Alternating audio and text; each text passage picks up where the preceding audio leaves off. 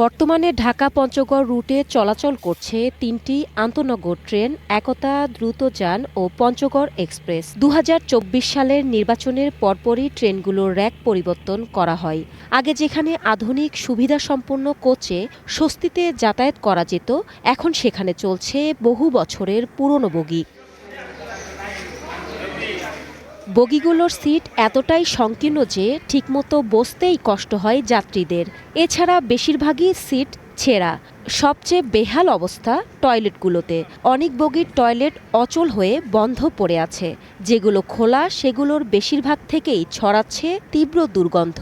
এতে দীর্ঘযাত্রায় চরম ভোগান্তিতে পড়েছেন যাত্রীরা।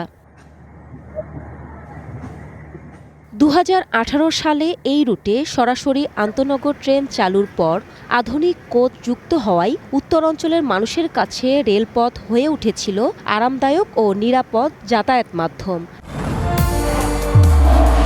নির্মাণে নাম্বার 1 শাহ সিমেন্ট।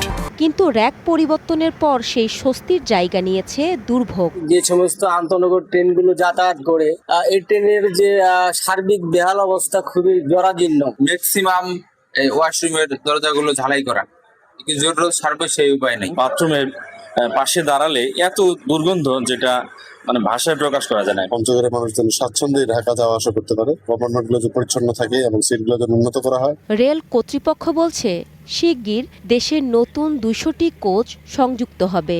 সেগুলো পর্যায়ক্রমে বিভিন্ন রুটে সংযোজন করা হবে। ঢাকা-পঞ্চগড় রুটেও নতুন কোচ সংযুক্ত করা গেলে অনেকটাই কমে আসবে ভোগান্তি ও সেবা সংকট। কিছুদিনের মধ্যে 200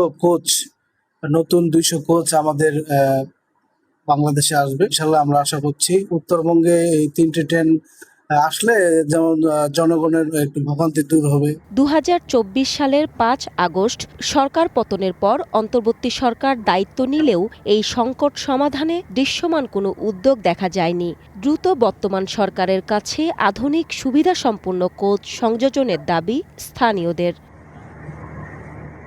ওয়ান ন্যাশনাল ডেস্ক।